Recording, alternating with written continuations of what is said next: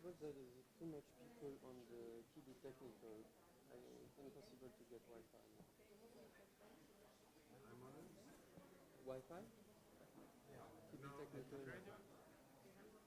Oh, now I'm on. I'm on and off sometimes. This could be one mic for the Hungarian. Right here. That's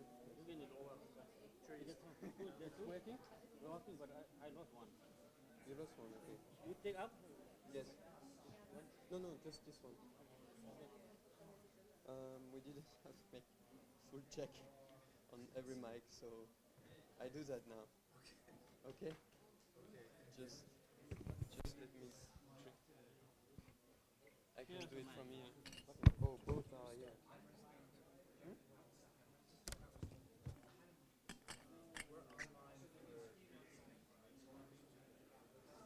Okay, I switch on the cam and I make the sound check. We lost Wi-Fi. All the speakers are off.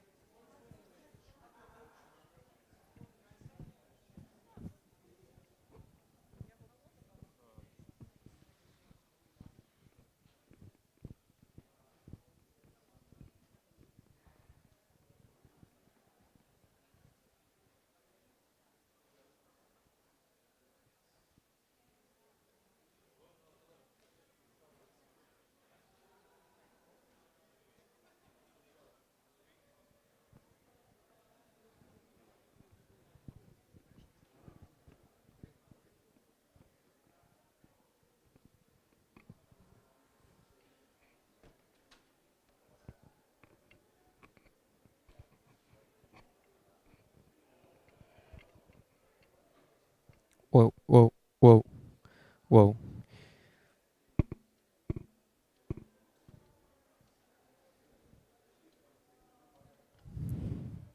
Q&A, mic check. Q&A, mic check, 1, 2.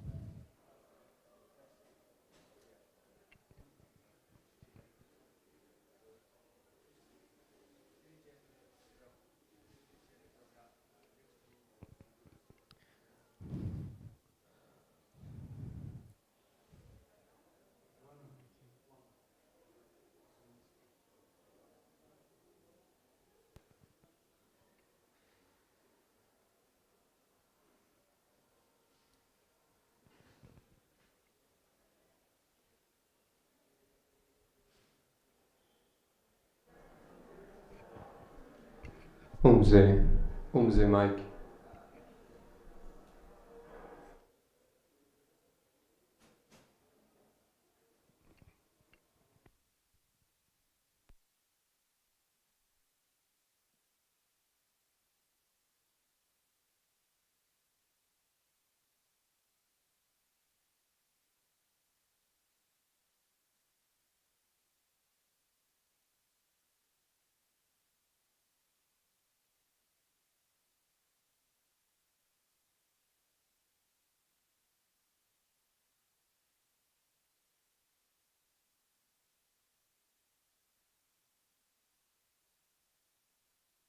One. Teacher mic. Teacher. Teacher. Check. Check.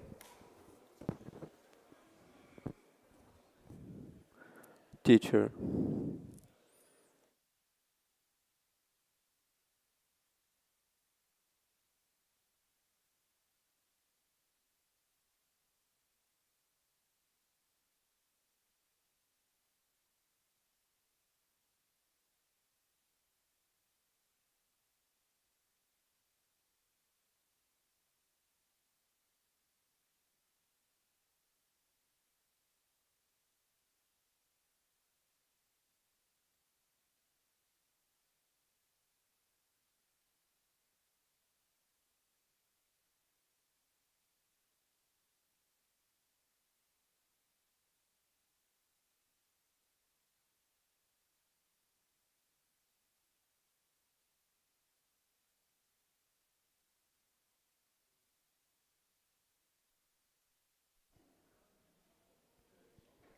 Q, Q, Q, Q, Q, Q. 1, 1, 1.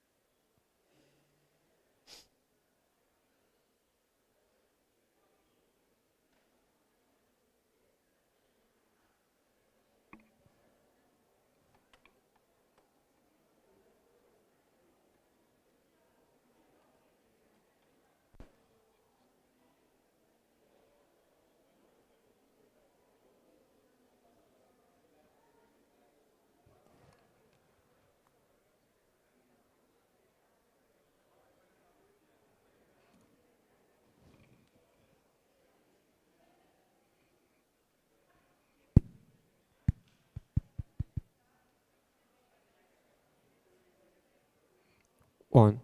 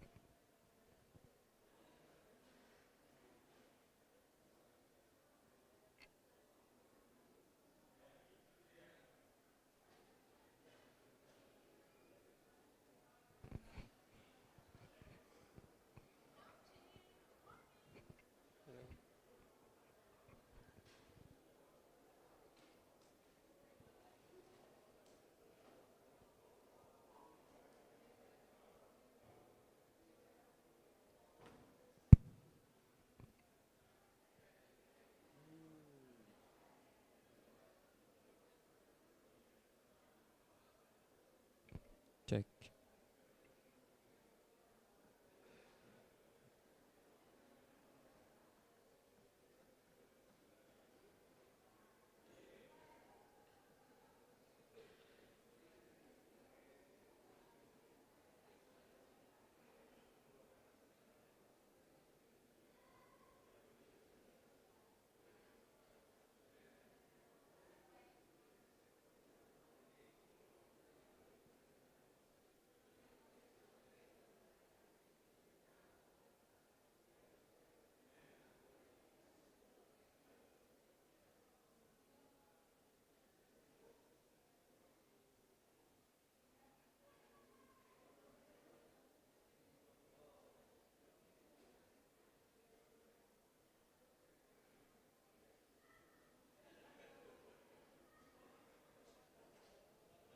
I can help, sorry.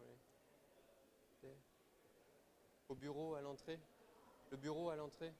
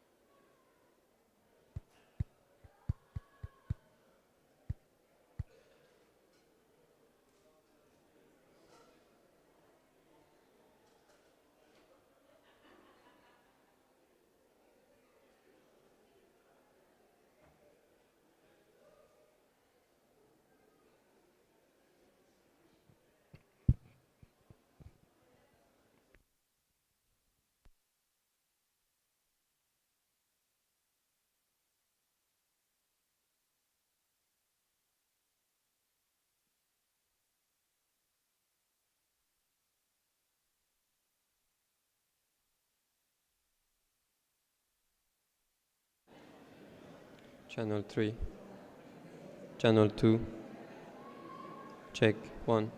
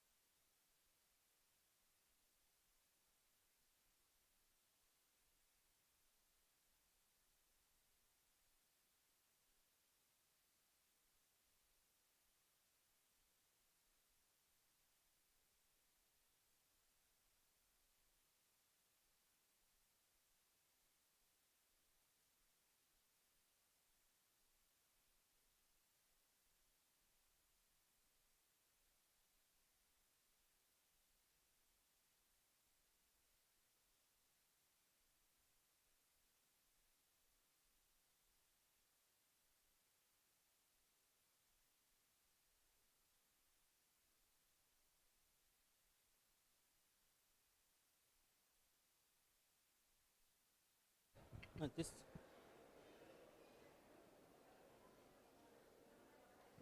Hello, hello.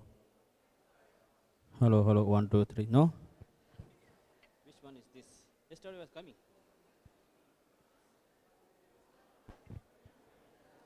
Which line is this? This. It's this one. Yes. This one. That one? This one is the black one. The only black. They're here. They're here. And that one.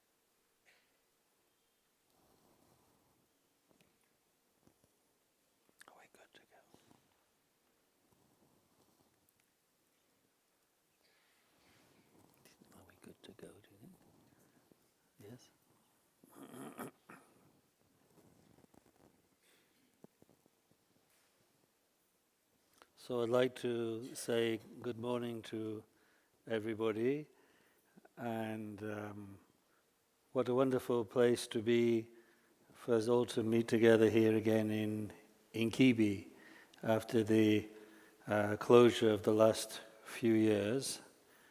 So in the absence of our beloved Jigme Rinpoche, I've been asked to make the welcome address and to say a few things to introduce the course. Of course, our very first thing is I think we should make the preliminary prayers of refuge and bodhicitta and invoking the blessings of our lamas so that we shape the right motivation for being here and connect ourselves with the stream of blessings from His Holiness and our other lamas. So if that's okay, we could recite the verses now.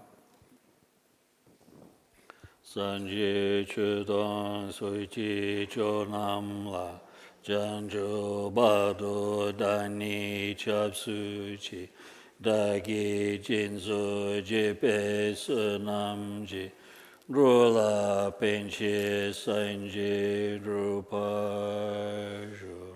sanje chedon soji chonam la janjo bado dani chapsuchi dagi jinzo jepe sanamji Rula penche sanje drupajo Sanje chedang suchi chonam la chanjo bado dani chapsuchi dagi jinzo jepe sunamji rula pinche sanje drupajo peden sawe lama rimbochi Dagi chiwo peme den shula Kadin chimbo gune jesunde Kusun tuje nuru saudozo.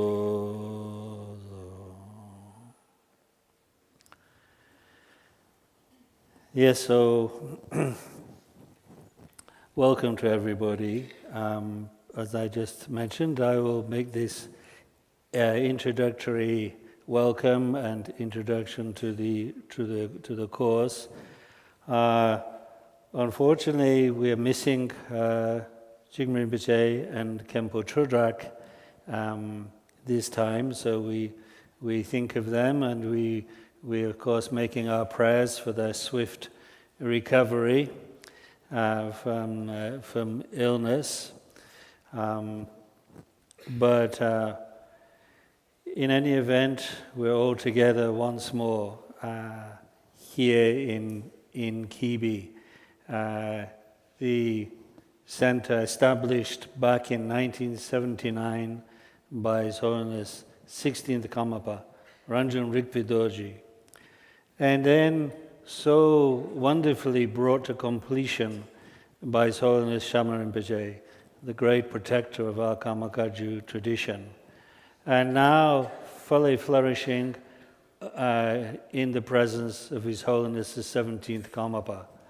So really Kibi is like we could consider is like the nerve center of the Karmakaju tradition. And that is why it is so important that we're able to gather here once more together and receive the wonderfully nutritious teachings of His Holiness and the masters who are teaching during these 8 days of a real feast in the Dharma. So that also reminds us of another absence this week, which is the absence of Professor Sempo Dorji.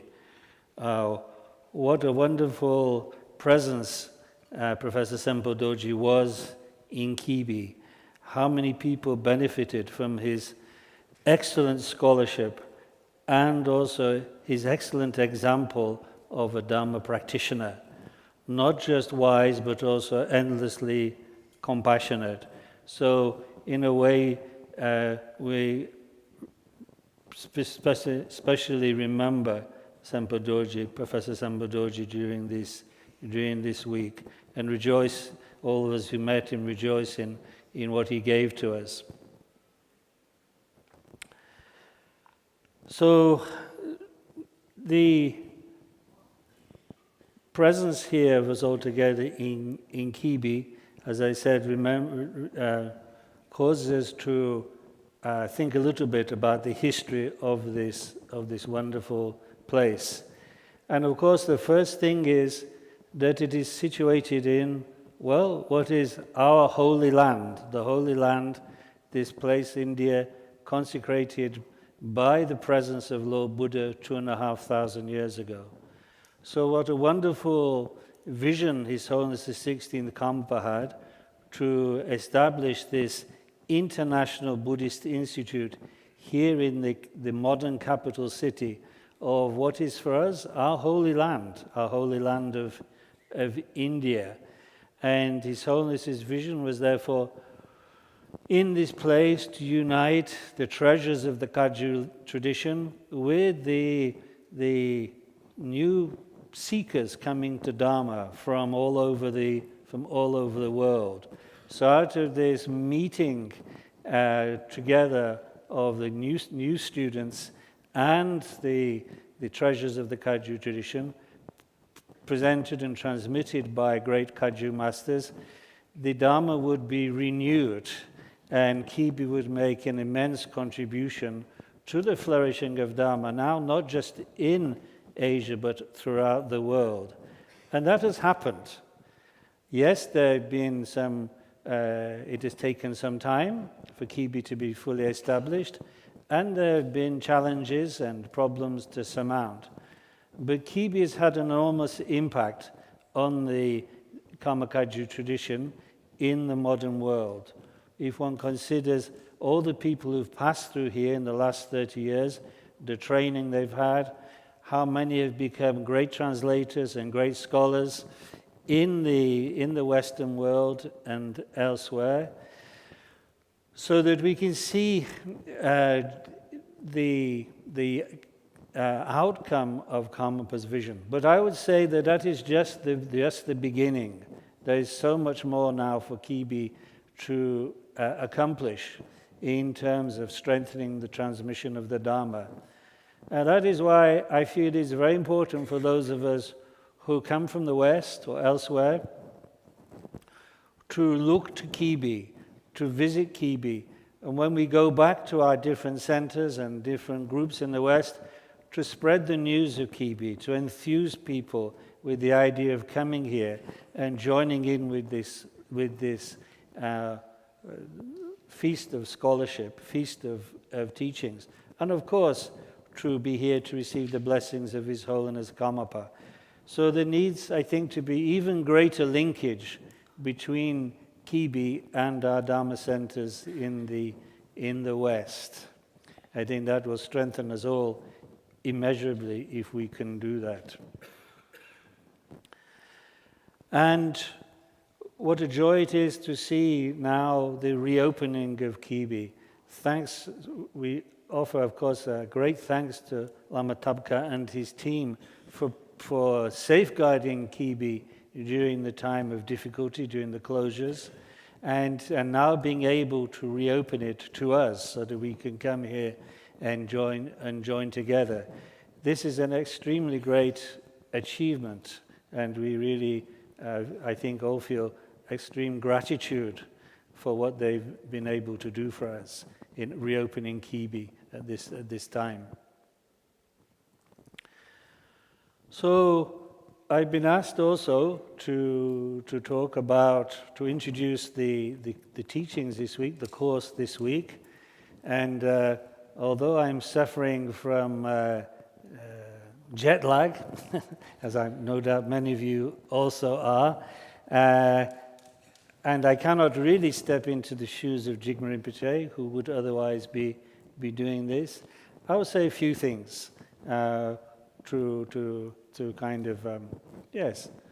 to lead into the teachings that are going to happen this week. I suppose we should start by thinking this. Kibi is a Buddhist institute. It's an institute for the teaching and study of the Dharma. It's also, of course, as we can see and feel in this very place, it is a place of support for the three objects, the three holy objects, the Buddhas, the Buddha statues, the Dharma texts, and the ordained Sangha. These are the three great supports which Lord Buddha praised in the mindfulness of the Three Jewels Sutra. So we're here in this place that has these two purposes: a support for our veneration, for our making merit, and a place where we can study and hear the teachings. So, in a way, now we will concentrate on that second function of Kibi. Kibi is, in other words, a place where we will follow Buddha's injunction this week to hear, think, and meditate.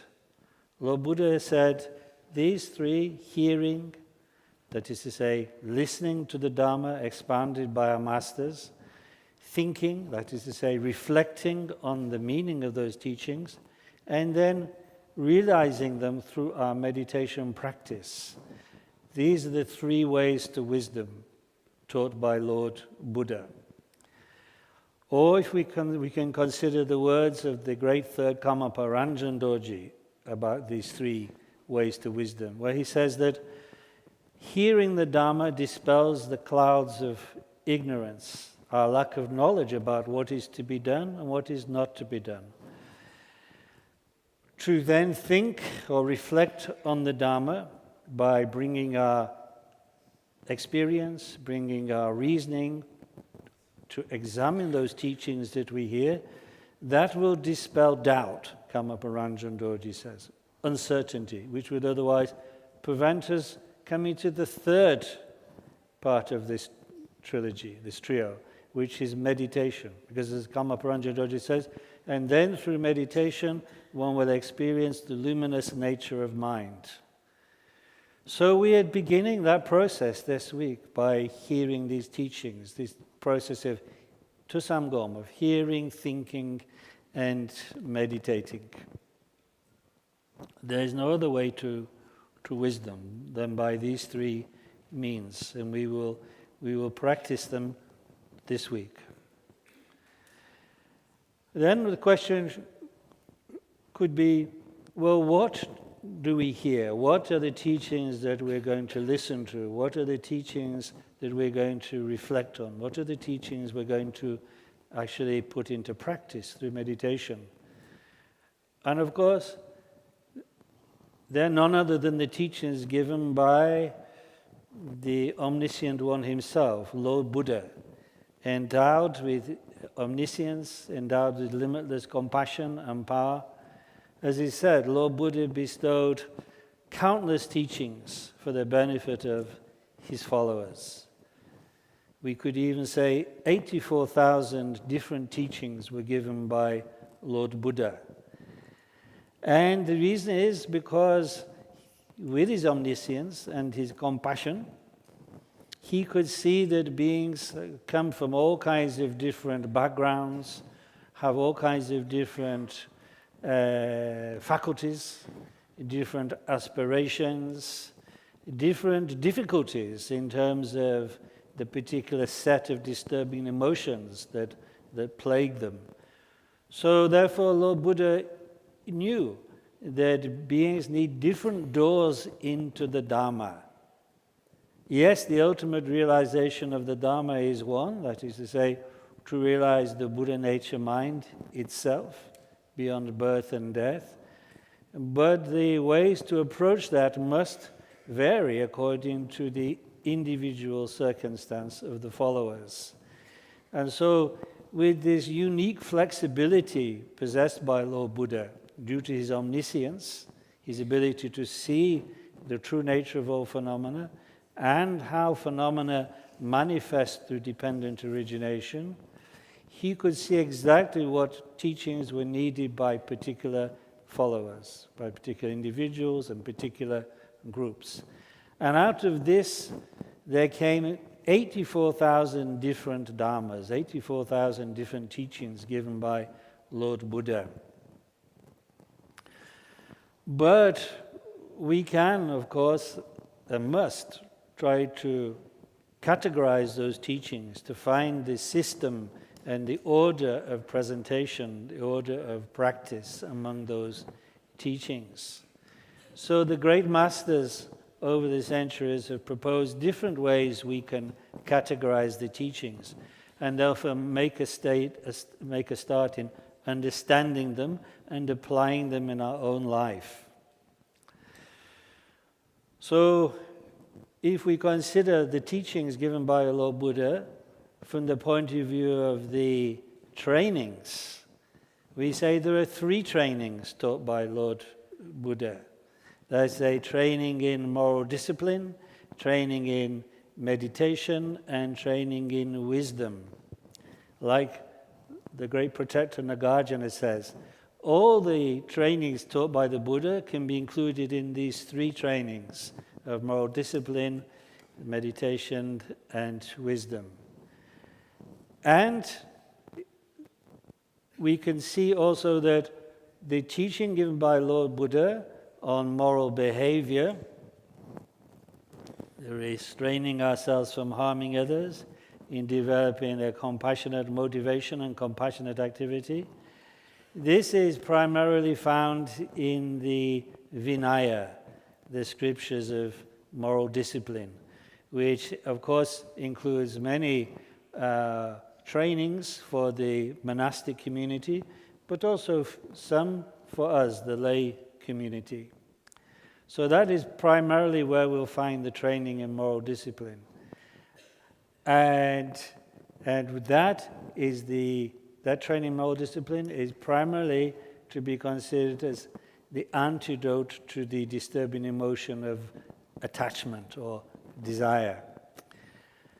And then the teaching on meditation, this is primarily found in the scriptural collection of the sutras, the discourses bestowed by Lord Buddha.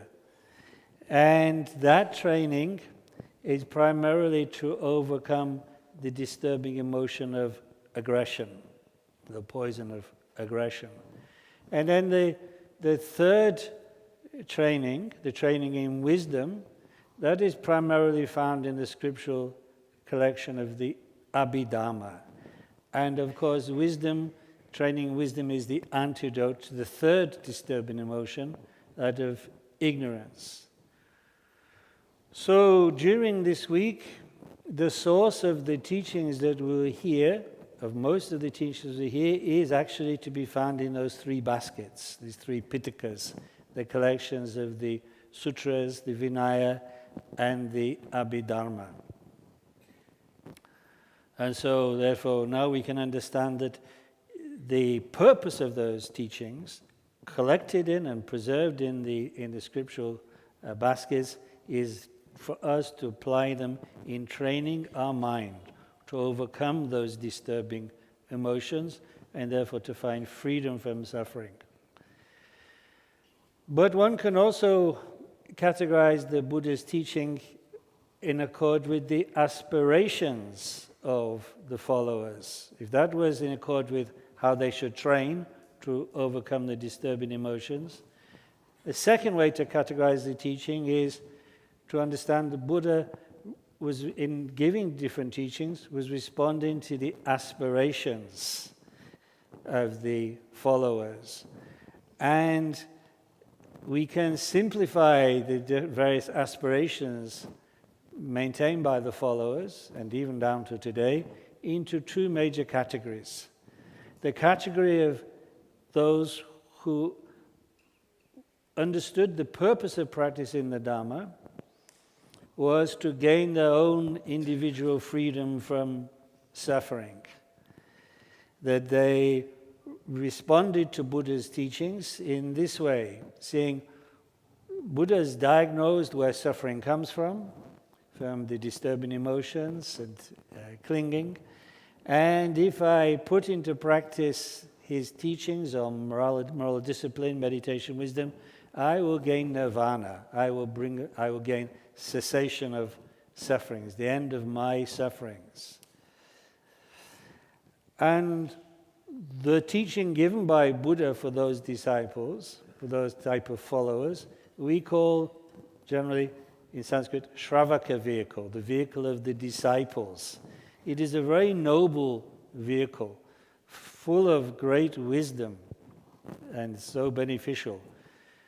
But in comparison with the teachings given by Lord Buddha for those with the second type of aspiration, it's still limited.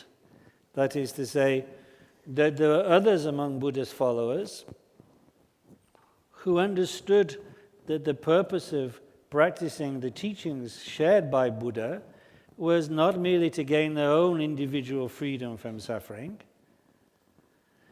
but reflecting as they did that others also are afflicted by this suffering that I wish to be free from. So how can I simply free myself alone? That would be like being in a burning house in which all my relatives are also trapped and simply running out of that house to gain my own freedom and security while leaving my relatives behind. So this kind of follower of Buddha had a greater motivation, this compassionate or altruistic motivation, a motivation which imitated Buddha's own example. That is to say, they realized it is insufficient to practice the teachings, practice the path, merely for one's own personal liberation. One must instead find a way to bring all beings to freedom from suffering, to lead all beings out of the burning house of samsara. Because that is exactly what Lord Buddha that is the example given to us by Lord Buddha. That from the beginning of his spiritual path, he was motivated by bodhicitta, the wish to become a Buddha, the wish to fully awaken for the benefit of others. Because only a Buddha is equipped with limitless wisdom, compassion, and power, through which the benefit of others can truly be gained, truly be produced. So for these followers, with this higher motivation, this greater motivation, this vaster motivation, Lord Buddha bestowed the teachings we call the Bodhisattva vehicle, or the great vehicle, the Mahayana.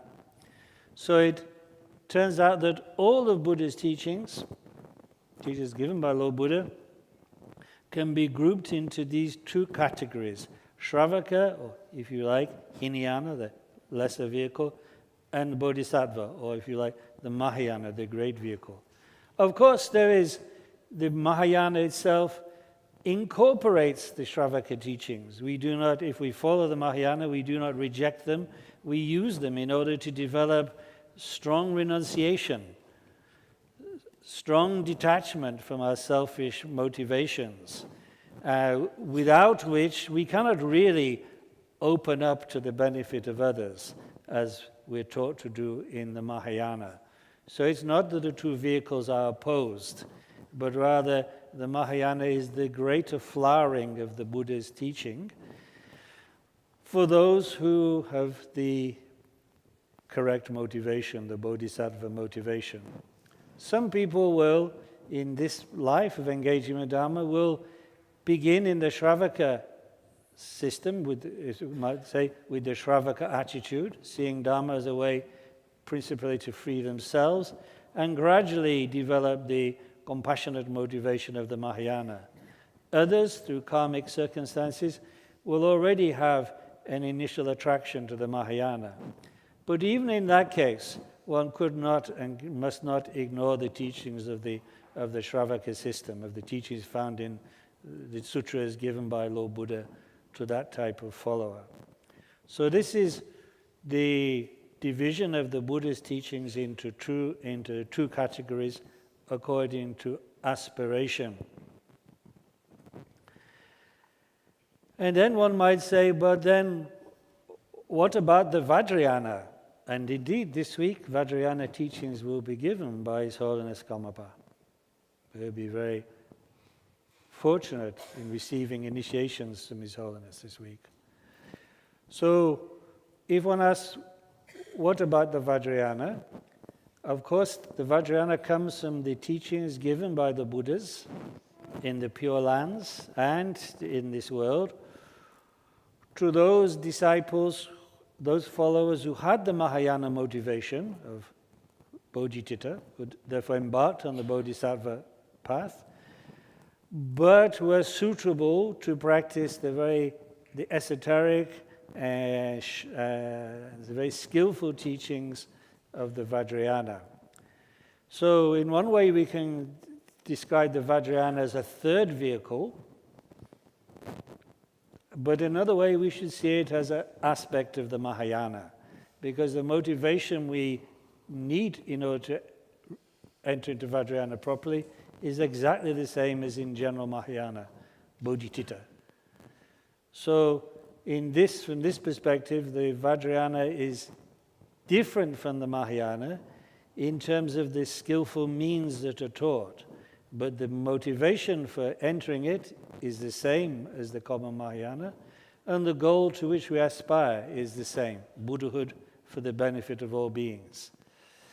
But in the Tantras, the sources of the Vajrayana, the method is different because the standpoint with which we practice is with the understanding that finally the qualities of a Buddha, deepest perspective, are in a sense already contained within our mind stream. Although we experience and act now as ordinary beings afflicted by the disturbing emotions, nevertheless, there is no essential difference between the nature of a Buddha's mind and our mind, or indeed that of a Bodhisattva on the path's mind. There is one continuum that links all, from sentient beings to Buddhas, and that is that the nature of mind is the union of emptiness and luminosity, or emptiness and awareness. Right now in us it is covered over by the disturbing emotions, but if we enter into the Vajrayana path through receiving initiation and then maintaining the vows that are bestowed upon us in initiation and performing the sadhanas, the meditations on the deities to whom we're connected through the ritual of initiation, then we can very quickly dispel those obscurations that cloud our Buddha nature mind, more rapidly than simply by practicing the ordinary Mahayana, which we could call the vehicle of the perfections, or the causal vehicle. So, therefore it is wonderful that this week we will be given teachings from the common Mahayana, and from the uncommon Mahayana, from both the Mahayana through the philosophical text that will be taught to us, and we'll be led into the Vajrayana through receiving initiations from His Holiness. So it is, as I said earlier, it is a great feast of teachings to which we're invited this week. Now to say something a little bit more specific about the teachings in the course program, which you already have. You can see there that the teachings, there will be 3 classical Mahayana texts that will be taught by His Holiness Karmapa, teaching from chapter 6 of the Bodhisattva's Way of Life, or Bodhisattva Charivatara in Sanskrit, and then the Khenpo Lobsang will teach the root verses of the Middle Way by the protector Nagarjuna, and the Khenpo Shenpen will teach entering into the Middle Way, the Madhyamakavatara, by the great master Chandakirti. So these 3 texts that will be taught all belong to the system of tenets, or the philosophical school we call Madhyamaka, the Middle Way school. So that, just to say a little bit about that by way of introduction, I've tried to set the scene for the teaching by discussing the the general teachings of the Buddha in the 1, 2, 3 vehicles and so on. But we should also know that after the Buddha's passing, after Lord Buddha appeared to pass into parinirvana, then the great masters in India reflected deeply on the teachings that have been preserved and transmitted, and they came to various conclusions about the teachings, which they then expounded in shastras or treatises, which codify the teachings, organize the teachings, present step-by-step approaches to understanding and practice, to make sense of the extraordinary richness of the basic scriptures. The basic scriptures are the word of the Buddha. But we have this second source of teachings, which we call the Shastras, composed by the great masters, whose thought was in harmony with the Buddha's, and whose minds were set on liberation. So over several centuries, in India, we can distinguish 4 major tenet systems or philosophical schools that arose, and whose works we can still study now in order to gradually develop wisdom. They present a graduated path to wisdom. 2 of those systems of tenets represent the thought of the Shravaka system. So they're in a way like expanded commentaries on the Hinayana or Shravaka sutras. And those are the schools called Vaibhashika and Sautrantika. But as regards the Mahayana teachings, the Mahayana sutras given by Lord Buddha, there are 2 main philosophical schools or tenet systems. The mind only, or Chittamatra, and Madhyamaka, or middle way. Now, the first 2 tenet systems, they present the understanding of the path common to the Shravakas. That is, the path is to be undertaken aiming only for one's own individual liberation. And in terms of wisdom, in terms of understanding the nature of reality, which of course is the primary concern of philosophical systems, they only understand emptiness or non-self, the key teaching of Lord Buddha, the key teaching which distinguishes Buddha's teaching from all other systems. They understood emptiness or non-self to merely refer to the lack of any essence in the individual person.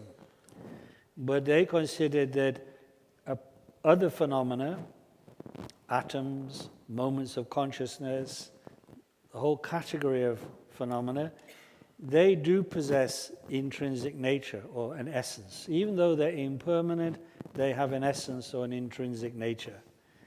And moreover, there's a duality between consciousness and material objects, or atoms. So this is the picture of reality presented in the first 2 tenet systems.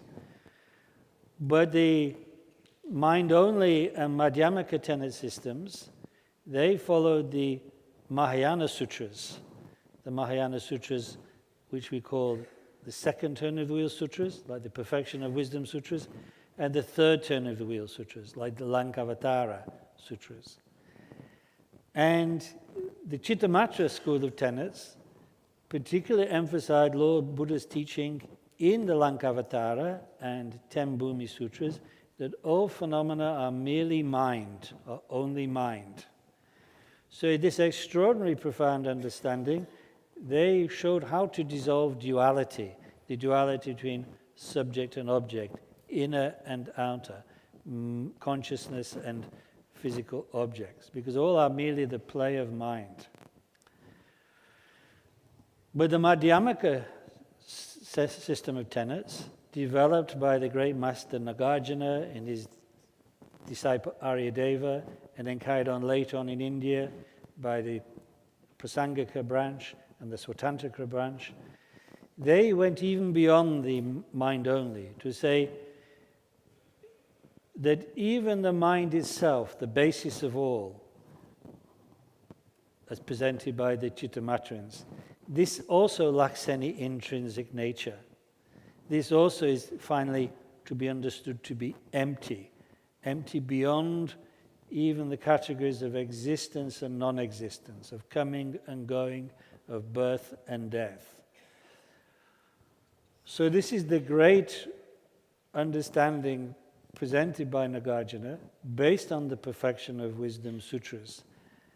And because emptiness, as taught by Nagarjuna, is none other than dependent origination, that is to say, we can understand all phenomena are empty, or lack any intrinsic nature, precisely because all phenomena originate only through dependent origination, only through the gathering of causes and conditions, only through the gathering of parts, which are themselves dependently originated. So, Nagarjuna therefore showed how ultimate truth, emptiness, and the world of appearances are not actually different. All appearances are empty in their very appearance, as it says in the Heart Sutra. Form is emptiness, emptiness is form. Form is no other than emptiness, emptiness is no other than form.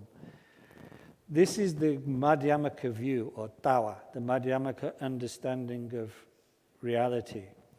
And this Nagarjuna presented in his masterwork the root verses of the middle way, the Madhyamaka Karika, which is sometimes known as, in Sanskrit, Prajnamula, or root wisdom, or in Tibetan, Sashe, root wisdom, because it is the source text of the Madhyamaka school of tenets.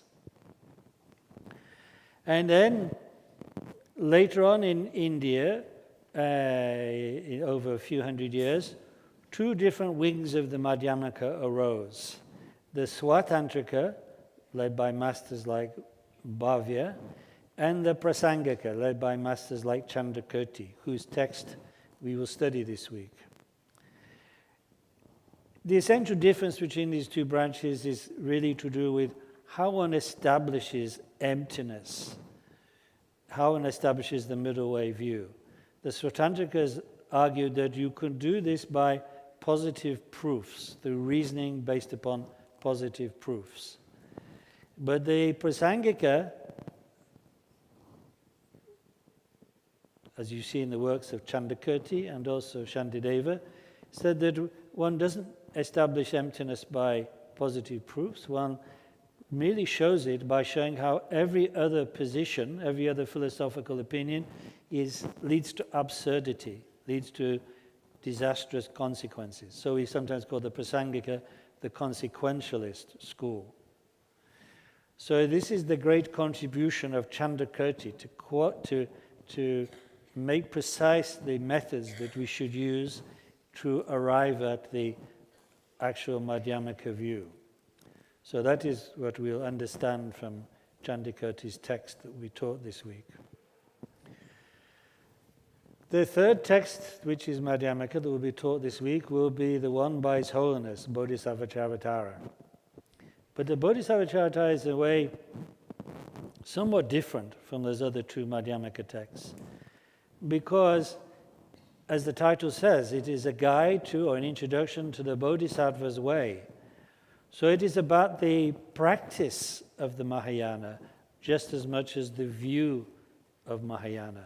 If Madhyamaka is the supreme view of the Mahayana, the Bodhisattva practice of the six perfections is the way the Bodhisattva, inspired by Bodhicitta, goes about developing the necessary accumulations of merit and wisdom, which will come to fruition at the time of Buddhahood, in having the true bodies of a Buddha, the Dhammakaya and the Rupakaya. So Shantideva sets out that practice for the Bodhisattva, beginning with making the Bodhisattva vow, and then practicing the different perfections. Although the first two perfections are not specifically given titles as chapters, that is, a giving and moral discipline, they're there. And then from that we enter into the perfection of patience, energy, meditation, and finally wisdom. Chapter 9 of Bodhisattva is wisdom. And there the Prasangika view is presented. But the Bodhisattva Charitara, Shantideva's great work is both, if you like, compassionate vast activity and profound wise view. The combination of these two are taught. And that has made the Bodhisattva Charitara so beloved and so influential in our Dharma, in our traditions, or the traditions of Tibetan Buddhism. And who better to teach this than actually the greatest embodiment we could meet of the qualities of a Mahayana Bodhisattva, His Holiness Karmapa. So I know we're all, I think all of us have heard His Holiness teaching the Bodhisattva, hearing Kibi before, and in other places when he's come to the West, such as in Dagpo Kajuling. And so we're all looking forward to hearing His Holiness's profound, kind, illuminating teachings on Shantideva's masterpiece. Also, during this time, another Mahayana text will be taught, because I was asked to teach the Lojong, the mind training. And the Lojong teachings, mind training teachings, they belong to a special category of Mahayana teachings, which we call Damnak in Tibetan, or Upadesha in Sanskrit. And they stand in contrast to the Shastras that we've just been talking about. The Shastras are very organized, detailed presentations, which need a lot of teaching, a lot of study. But the Upadesha are like, in fact, originally they're just the oral teachings given by different masters to their personal disciples. So nowadays in Tibetan Buddhism, there are many cycles of Lojong. Lojong means mind training. Of course, in a way, all Buddhist teaching is mind training, but it designates a particular type of Mahayana teaching, originally transmitted orally, and allowing the practitioner to accomplish in meditation and everyday life the transformation of their ordinary mind in the sense of afflicted by the disturbing emotions and projections and so on and so forth, into the clear mind of Bodhicitta, into the compassion and wisdom of the two types of Bodhicitta. So the Lojong teachings are about how to do this, how to deal with our neurotic, unstable, self-clinging mind. In fact, in one Lojong text, written by early Kadam master called Geshe Sechupa, he says, well, to study the Shastras, you need this kind of qualification, this kind of ability. To enter into the Tantras, you need this. But for Lojong, all you need is your self-clinging, because that's, and we all have plenty of that. So every one of us can practice and apply the Lojong, because it goes directly to the ball of confusion that exists in our heart, this relentless privileging of myself over others.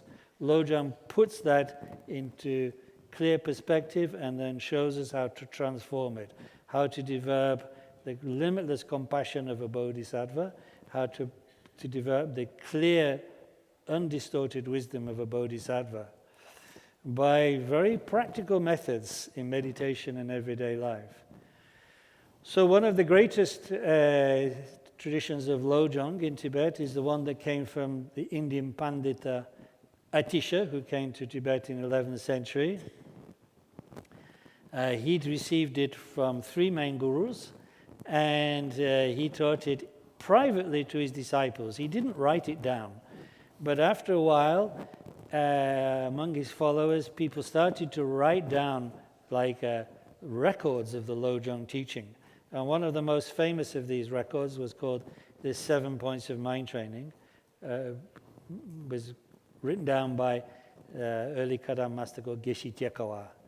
So this week, I will teach this text, or start to teach this text through a new commentary that was recently composed.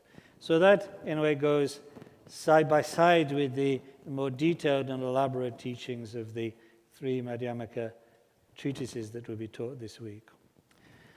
And then the crowning glory, one might say, well, the crowning glory for this week is just the presence of His Holiness, but in a way, from a teaching point of view, it will be the 2 initiations that His Holiness will bestow upon us. The initiation of wisdom itself. But from a relative or conventional point of view, she displays all the qualities of a bodhisattva arriving at Buddhahood in the form of a female, to remind us that in Buddhahood there is neither male nor female, but the union of the two. So we're very fortunate that His Holiness will bestow this great, the initiation of this great Buddha upon us today. And then at the end of the week there will be the initiation of Amitayas, which of course is primarily bestowed in order to, for the accomplishment of increasing long life, or increasing life force, so that we have enough time, of course, to really hear, think, and meditate on the teachings that we're so fortunate to receive. And on that last note, meditating, yet another aspect of this week's teachings and event is that each evening there will be the meditation of Chenrezig, from the lineage of Tanton Jalpo, so the form of Chenrezig practice that is more or less universal nowadays in Dharma circles, and that we all meditate on in our centers in the West. And that will be together with the puja of the great Kamakaju Dharma protectors such as Banag Chen and Ranjan Jalmo. So that will be every evening. So during the day, teachings. During the morning, the teachings from the teachers. In the afternoon, there will be the teachings of Bodhidharma or the initiations from His Holiness. And then in the evening, there'll be the opportunity to meditate together on Chenrezig and make the offering rituals for the Dharma protectors. So somehow I fought gallantly through my jet lag, if I can praise myself in that way. I neither fell asleep. I mean, I may have made many mistakes, but I'm too tired to notice them. and I just want to say once again, thanks to Lama Tapka and the Kibi team for bringing us all together, for renewing the beauty of Kibi, and yes, as Shantideva says, welcoming us to this feast of joy. So I think that we all deserve a little break now, and look forward to seeing you during the week. So let us make a short dedication, mate, just to finish, so at least we've done something useful in this hour. Sunam de tamshi sikpa ne tobe ne pe dranam pamche ne chiganachi paratrupa ye sipi sole droa sho. Okay, so thank you.